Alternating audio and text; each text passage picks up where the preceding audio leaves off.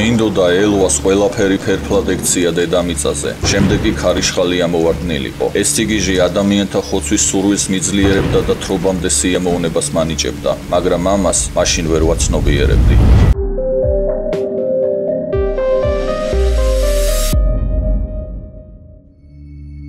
2003 წლის 9 ოქტომბერს სეულში სამსახურიდან სახლში დაბრუნებულმა ასაკოვანმა კაცმა კოჩუნ ვონმა, რომელიც წარმატებული ბიზნესმენი იყო, პოლიცია გამოიძახა. ადგილზე მისულ სამართალდამცავებს სახლში საზარელი სურათი დახვდათ. შესასვლელი კარის გვერდით აბაზანასთან მოხუცი ქალის ცხედარი ეგდო. დერეფნის ბოლოს სამზარეულოს მოპირდაპირედ აკვარიუმის შორი ახლოს იატაკზე ნიჟარის წინ კი რძლის ცხედარი. მისი თავის ქალა ისე იყო დასახიჩრებული, რომ შეუძლებელი იყო იმის წარმოდგენა ასეთ სისასტიკეს ადამიანი თუ ჩაიდენდა. მეორე სართულზე ამავალი კიბეს სისხლით იყო დაფარული. კიბის ბოლოში მოზარდი ბიჭის გვამი იყო, რომელიც როგორც ჩანდა ოთახიდან გამოსვლის დროს მოკლეს. თავში იმდენჯერ ჰქონდა მძიმე საგანი ჩარტყმული, რომ ტვინის ნაწილები ყველგან იყო მიმოფანტული. ირგვლივ ყველაფერი სისხლით იყო დასრული. სამართალდამცავებმა იატაკზე ფეხსაცმლის ორი ანაბეჭდი იპოვეს, რომელიც სავარაუდოდ დამნაშავეს ეკუთვნოდა. მაგრამ ძალიან უჩვეულო იყო ის, რომ მსხვერპლთა მხრიდან წინააღმდეგობის გაწევის ნიშნები არ ჩანდა. სამართალდამცავებს არჩევანი არ ჰქონდათ. საჭირო იყო ქმრის, კოჩუნ ვონის და ოჯახის ყველა მეგობრის დაკითხვა. თუმცა მათი მყარი ალიბების აღმოჩენის შემდეგ გამოძიებამ მალევე ამოწურა ყველა კითხვა მათ მიმართ. სამართალდამცავებმა მკვლელობის ადგილის სიახლოვეს რამოდენიმე უცხო ადამიანი შეამჩნიეს, რომლებიც იქვე ახლოს ტრიალებდნენ. როგორც გაირკვა, ისინი გამომძიებლები იყვნენ კანამადან, სადაც რამოდენიმე კვირის წინ მკვლელობა მოხდა და ეს ორი მკვლელობა თითქმის იდენტური იყო. ერთი მკვლელობა 2003 წლის 9 ოქტომბერს მოხდა, მეორე კი 2003 წლის 24 სექტემბერს. მათ შორის დაშორება 2 კვირა იყო. სან-სიდონში ხანში შესული წყვილი იყო მოკლული. ქმარი პენსიაზე გასული პროფესორი იყო. ფინანსურად საკმაოდ უზრუნველყოფილი ოჯახი. მათ სასტიკად ჰქონდათ დაზიანებული თავის ქალები. როგორც ჩანს, მკვლელმა ამ შემთხვევაშიც მძიმე საგანი გამოიყენა. უცნაური იყო ის, რომ კარადაში ფულით სავსე ყუთები ხელუხლებელი იდო. სამართალდამცავებისთვის გასაგები გახდა, რომ საქმე ძარცვასთან არ ჰქონდათ. მიუხედავად სამართალდამცავების თავდაუზოგავი მუშაობისა და სწრაფად გატარებული საგამოძიებო მოქმედებებისა, საქმე წინ არ მიიწევდა და არც გამოკვეთილი ეჭვმიტანილი არ ყავდათ. გამოძიებისთვის ისიც გამოცანად რჩებოდა, თუ რა იარაღით იყო მკვლელობა ჩადენილი. ვერსიები საკმაოდ მწირი იყო. რამოდენიმე სავარაუდო იარაღს შორის ცდილობდნენ გაერკვიათ, რომელი იყო იარაღი, რითიც ჩადენილი იქნა დანაშაული. ფიქრობდნენ ჩაქუჩი რომ ყოფილიყო, სულ სხვა ანაბეჭდები ექნებოდა დაზიანებულ თავის ქალებს. გამოძიება ვარაუდობდა, რომ დამნაშავე შეიძლება გიჟი ყოფილიყო. როგორც ჩანდა, მკვლელს არც ფული აინტერესებდა და არც განძეულობა. სამართალდამცავებმა ფსიქიკური აშლილობის მქონე ბოროტმოქმედის ზებნა დაიწყეს. 2003 წლის 16 ოქტომბერს კიდევ ერთი მკვლელობა მოხდა. მკვლელმა მოხუცი ქალი ტუალეტში შეათრია და თავი მძიმე საგნით გაუჩეხა. სამართალდამცავებმა მკვლელობის ადგილის დათვალიერებისას გარეთ კონდიციონერზე ფეხსაცმლის ანაბეჭდი აღმოაჩინეს. სავარაუდოდ მკვლელი კონდიციონერზე შედგა და ისე შეძვრა სახლში. გამომძიებლებმა ნანახი ანაბეჭდი შეადარეს წინა მკვლელობის ადგილზე ნანახ ფეხის ანაბეჭდებს. ისინი იდენტური აღმოჩნდა. ამასთანავე სამივე მკვლელობის შემთხვევაში ერთი და იგივე იარაღი იყო გამოყენებული. გამომძიებლებმა დაიწყეს ვარაუდი, რომ ეს მკვლელობები სერიული მკვლელის ჩადენილი იყო, თუმცა მოტივი ისევ გაუგებარი რჩებოდა. მსხვერპლი კი ძირითადად ასაკოვანი მდიდარი ადამიანები იყვნენ. 2003 წლის 18 ნოემბერს დღის 12 საათზე პოლიციაში შევიდა შეტყობინება, რომ ხეხვადონის უბანში ორსართულიან სახლში ხანძარი გაჩნდა. ნახევრად დამწვარ სახლში ნახეს დაღუპული 80 წლის სახლის მფლობელი კიმი. ასევე გარდაცვლილი იყო დიასახლისი ქალი პეკი. სასტუმრო ოთახში კი სასწაულით გადარჩენილი 1 წლის პატარა ბიჭი იპოვეს. გამოძიება თავიდან თვლიდა, რომ ამ შემთხვევას არავითარი კავშირი არ ჰქონდა წინა მკვლელობებთან, თუმცა ეს ასე არ აღმოჩნდა. სახლის მფლობელის გვამის დათვალიერებისას მიუხედავად იმისა, რომ სხეული ნახევრად დამწვარი იყო, მაინც გარკვევით ეთყობოდა მძიმე დაზიანებები. მას მიყენებული ჰქონდა უამრავი ჭრილობა ბასრის საგნით. თავი კი ბლაგვი მძიმე საგნით ჰქონდა გაჩეხილი. სახლში არსებულ სეიფს გატეხვის კვალი ეთყობოდა, მაგრამ გადამწყვეტი აღმოჩნდა შემთხვევის ადგილზე ნაპოვნი ფეხსაცმლის ანაბეჭდი. ის ხახვადონში და ჰუგინდონში ნაპოვნ ანაბეჭდებს დაემთხვა. ასეთმა დამთხვევამ გააჩინა ეჭვი იმისა, რომ ის ცდილობდა წაეშალა დანაშაულის კვალი სახლის დაწვით, ან გამოძიებას ეთამაშებოდა.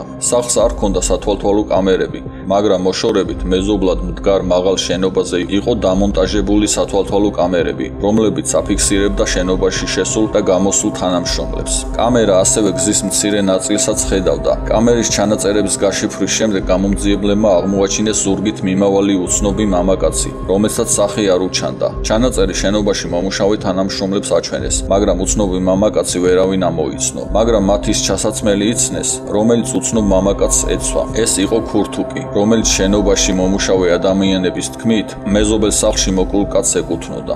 ვიდეოს მიხედვით სამართალდამცავებმა ვერ დაადგინეს მკვლელის ვინაობა და გადაწყვიტეს ჩანაწერის გასაჯაროვება. ჩანაწერის გასაჯაროვებასთან ერთად სასარგებლო ინფორმაციის მიწოდებისთვის ჯილდოც დააწესეს 50,000 ვონი. პოლიციამ ზურგით გადაღებული ეჭვმიტანილის ფოტოები გაავრცელა მთელს ქვეყანაში, რომლის სიმაღლე დაახლოებით 168 სანტიმეტრი იყო. ამ ყველაფრის შემდეგ რატომღაც მკვლელობები უცებ შეწყდა. გამოძიება კი ჩიხში შევიდა, მაგრამ სამართალდამცავებს წინ საშინელი გამოწვევები ელოდათ. მალე სამხრეთ-დასავლეთ სეულში მკვლელობების სერია დაიწყო. დანით დაჩეხეს სკოლის მოსწავლე გოგონა, რომელიც სკოლის შემდეგ ბებიას ხვდებოდა. შემდეგ კი სტუდენტი გოგონა, რომელიც მეგობარ ბიჭთან ერთად სახლისკენ მიდიოდა. ისიც დანის მრავალჯერ დარტყმით მოკლეს. ამ მკვლელობების მოტივიც უცნობი იყო. შემდეგი მკვლელობა პონჩხოდონში, იგუანკის რაიონში მოხდა. შემდეგი კი კინჩოდონში. ყველა შემთხვევა სერიულ მკვლელობას გავდა. მკვლელი უთვალთვალებდა მარტოხელა ადამიანებს და შემდეგ მათ კლავდა. სამართალდამცავები ჩასაფრებებს აწყობდნენ, რათა რამენაერად დაეპატიმრებინათ მანიაკი მკვლელი. ამბობდნენ, რომ მკვლელი ერთი და იგივე ადამიანი იყო. გამომძიებლები საგონებელში იყვნენ ჩავარდნილი. თუ რატომ შეცვალა მკვლელმა მისი ხელწერა? რატომ ესხმოდა ის ადამიანებს ხალხმრავალ ადგილებში და რატომ აღარ შედიოდა მათ მოსაკლავად სახლებში? რატომ აღარ იყენებდა ის სასიკვდილო იარაღად ბლაგ და მძიმე საგანს? თითქოს მას მობეზრდა სახლში შეღწევა და იქ ხალხის ხოცვა. მან ახლა ქუჩა აერჩია ხალხის დასახოცად. სამართალდამცავები იმასაც ფიქრობდნენ, რომ შეიძლება საქმე ჰქონდათ ორ სერიულ მკვლელთან, მაგრამ ეს ვერსია ცოტა არ იყოს ძნელად წარმოსადგენი იყო. სეულის ერთ-ერთ რაიონში, კანამაში, ყოფილ პოლიციასაც უკვე პოლიციის მნიშვნელოვან ინფორმატორს ჰქონდა მასაჟების სალონების ქსელი, სადაც ეგრეთ წოდებული გოგონები გამოძახებით მუშაობდნენ. მან მოულოდნელად შეამჩნია, რომ მასთან მომუშავე გოგონები ერთი მეორეს მიყოლებით ქრებოდნენ. ისინი გადიოდნენ გამოძახებაზე და უკან აღარ ბრუნდებოდნენ. ეს ყველაფერი თითქოს გაქცევას გავდა, მაგრამ ეს მას ცოტა უცნაურად ეჩვენებოდა. ერთხელ, როდესაც კლიენტმა დარეკა გოგონას გამოსაძახებლად, მფლობელმა ისნო იმ გოგონას ტელეფონის ნომერი, რომელიც უგზო-უკლოდ გაუჩინარდა რამოდენიმე დღის წინ.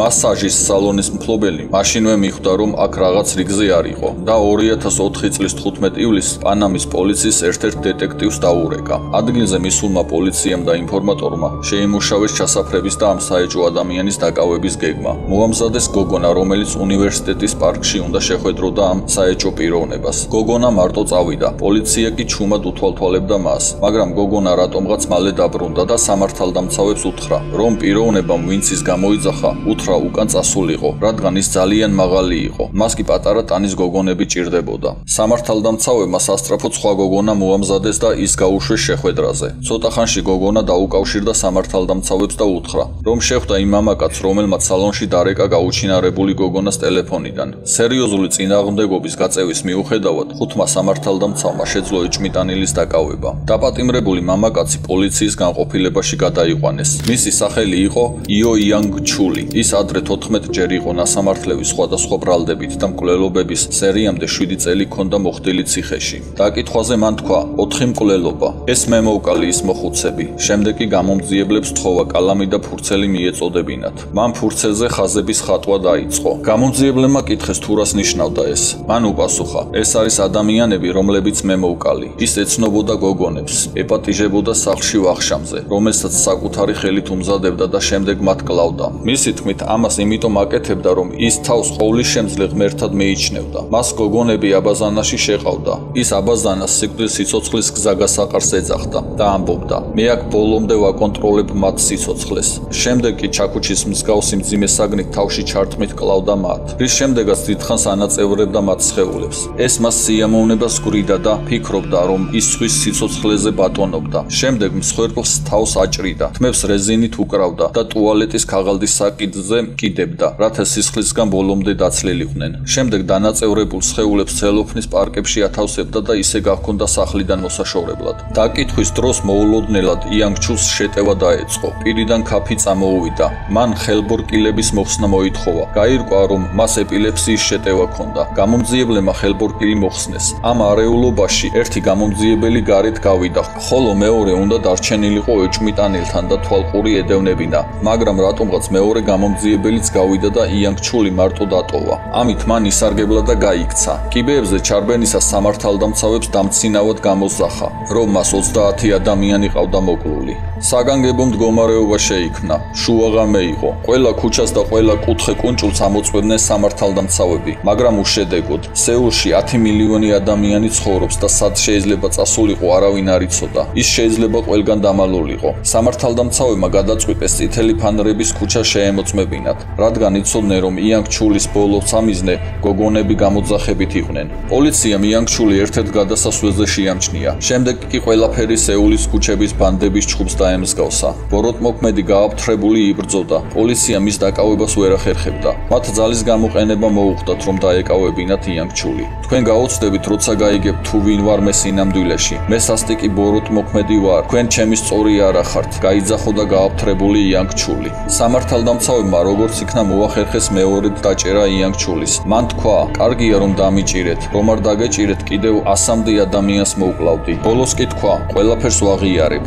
მან მკვლელობის 4 ადგილის რუკა დაუხატა სამართალდამცავებს. ის კლავდა და 16 ნაწილად ანაწევრებდა სხეულებს. შემდეგ კი ტყეში საიდუმლო ადგილებში მარხავდა. რუკებს დეტალური სიზუსტით ხატავდა. ადამიანი თუ ამ ადგილებში ნამყოფი არ იყო, ასე ზუსტად და დეტალურად რუკას ვერ დახატავდა. ის კარგად იცნობდა პონვონის მონასტრის შემოგარენს. მონასტერს ირგვლივ ტყე აკრავს და მას ეს ადგილი კარგ სასაფლაოდ მიაჩნდა. მან უთხრა სამართალდამცავებს, რომ იმ ადგილს აჩვენებდა, სადაც დამარხული იყო სხეულები. ეს იყო ბამბუკის ტყე. სამარხები ბოთლის თავსახურით ჰქონდა მონიშნული. პოლიციამ სამარხის გათხრა დაიწყო და მიწისქვეშ ადამიანის სხეულის ნაწილებს წააწყდნენ. დილით პოლიცია კრიმინალისტებთან ერთად დაბრუნდა სამარხთან და ადგილმდებარეობის შესწავლა დაიწყეს. შემთხვევის ადგილზე უამრავი ჟურნალისტი იყო მისული მსოფლიოს სხვადასხვა ქვეყნებიდან. ზოგიერთი ტელევიზია გადამღები კრანითაც იყო მოსული და ზემოდან იღებდა მომხდარს. პოლიციამ ადგილზე მიყვანილ ბოროტმოქმედს სახე დაუფარა. სახეზე ნიღაბი გაუკეთეს და ქუდი დაახურეს. მათ მალევე იპოვეს დანაწევრებული სხეულები. მოჭრილი თავები ხელებისა და ფეხების გვერდით ეწყო. მანიაკი პოლიციას აუღელვებლად უხსნიდა, რომელ სხეულს რომელი თავი ეკუთვნოდა. მისთვის უცხო იყო სენტიმენტები და თანაგრძნობა. ის ძალიან მშვიდი იყო. არ წარმოადგენდა მისთვის ნერვიულობის და შფოთის საგანს ის უბედურება, რაც ირგვლივ ტრიალებდა. აუღელვებლად აღწერდა, თუ როგორ კლავდა და ანაწევრებდა ადამიანებს. ის თავდაჯერებულად ლაპარაკობდა ჩადენილ დანაშაულებზე. მან სიამაყით განუცხადა ჟურნალისტებს და ტელევიზიებს, რომ ის იყო ყველაზე მაგარი სერიული მკვლელი, რომ ამის შემდეგ ჭკუას ისწავლიან სუბუქი ყოფაქცევის ქალები და ასევე ჭკუაზე მოვლენ მდიდარი ბებრუხანებიც. იანგჩული ხვდებოდა, რომ ის შეიძლება ყოფილიყო მსოფლიოში ყველაზე რეზონანსული სერიული მკვლელი. შეიძლება ითქვას პირველიც კი მსოფლიოში. მას არავითარი თანაგრძნობა და სინანული არ გააჩნდა ჩადენილის გამო. ამ ყველაფერს ის როგორც თამაშს ისე აღიქვამდა. თავი კი ყოვლის შემძლე ეგონა. მოკლულების ანაბეჭდების შედეგად იმ დღესვე ამოცნობილი იქნა ყველა მოკლული. როდესაც პოლიციამ მისი საცხოვრებელი გაჩხრიკა, იანგჩულის უკვე აღიარებული ჰქონდა, რომ მსხვერპლთა უმრავლესობა სწორედ ამ საცხოვრებელში მოკლა. მაგრამ ერთი შეხედვით ოთახი საკმაოდ სუფთა აღმოჩნდა. პოლიციამ ლუმინოლი გამოიყენა. ლუმინოლი ისეთი ნივთიერება, რომ სისხლი რომს გადარეცხო, მისი მოფრქვევის შემთხვევაში სიბნელეში სისხლის ლაქები მაინც ანათებს. პოლიციამ ეს ნივთიერება გამოიყენა და დაინახა სისხლის ლაქები, რომლებიც ყველგან ანათებდა. აბაზანაში ნანახმა კი ყველა შოკში ჩააგდო. თლიანი აბაზანა სისხლის კვალით იყო დაფარული. ჭერში კი საკმაოდ კარგად ჩანდა ხორცისა და სისხლის კვალი. მის სახლთან ახლოს ურვო იპოვეს. ეს განსაკუთრებული იარაღი იყო და საკმაოდ მძიმე თავი ჰქონდა. სახელური კი დამოკლებული იყო. ეს იარაღი მან თვითონ დაამზადა და საკმაოდ კარგად მოიჯინა ხელში. დნმ, რომელიც უროზე აღმოჩნდა, პოლიციას კიდევ ერთ გაუხსნელ მკვლელობის გახსნაში დაეხმარა. ეს იყო მაღაზიის გამყიდველის ან ჩესონის მკვლელობა. მკვლელობა. ეს უკანასკნელი დამწვარი იპოვეს ფურგონში. იან ქჩული მას ფულის გამოძალვას უპირებდა. ის მას როგორც პოლიციელი ისე გაეცნო, მაგრამ ანჩესონი დაეჭვდა, რომ პოლიციის დამადასტურებელი საბუთი შეიძლება ყალბი ყოფილიყო. იან ქჩული იძულებული გახდა გამყიდველი მოეშორებინა. ხელებზე ბორკილები რომ დავადე, შემდეგ ვეღარ მოუხსენი. მასზე შეიძლება ანაბეჭდები დამეტოვებინა. ამიტომ ხელები მოვაჭერი და დინარეში გადავაგდე. შემდეგ კი ფურგონს ცეცხლი წაუკიდე, თქვა იან ქჩულმა. მოგვიანებით იან ქჩულიმ ასევე აღიარა, რომ შთაგონებული იყო სერიული მკვლელის ჯეონგ დუ იონგის მიერ, რომელმაც მოკლა 9 მდიდარი ადამიანი ბუსანში. 2004 წელს იან ქჩულის სეულის სასამართლომ სასიკვდილო განაჩენი გამოუტანა 20 ადამიანის მკვლელობისთვის. ის ახლაც სიკვდილმისჯილთა საკანში იმყოფება და სასჯელის აღსრულებას ელოდება.